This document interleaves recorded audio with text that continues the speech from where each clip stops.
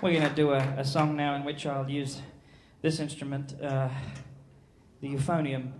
You don't see it used too often in jazz.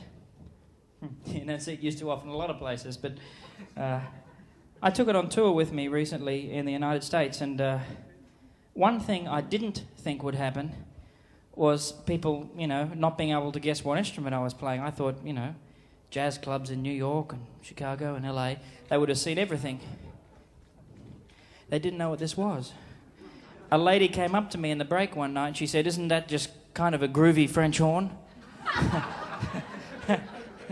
I said, "No, it's a very groovy euphonium though."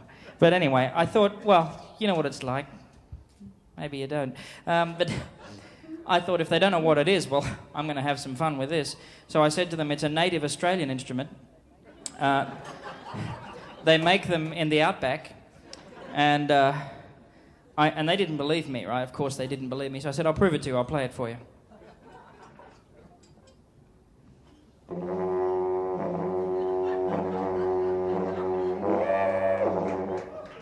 No, when I did that, people went, "Oh, we know that sound," and I didn't want to be dishonest, and I said, well, not too much anyway.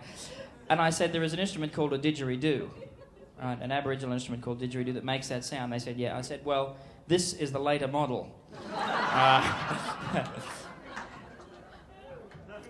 If I'd have quit while I was ahead, it would have been good, wouldn't it? But you know how it is. Maybe you don't. But I couldn't stop there, and I said, those paintings that are on the side of a didgeridoo, they're not just for decoration. They tell a story. Often the instrument's decorated by the maker with a story. I said, this instrument's the same. I said, it has engravings in it. And I started to read them until someone sitting close to the front said, "Hey, that says Yamaha." I had to drop that one quickly. But anyway, the euphonium's a great jazz instrument. I don't know why it's not used more often in jazz. It makes a great sound for jazz. It's probably better suited to jazz than drums.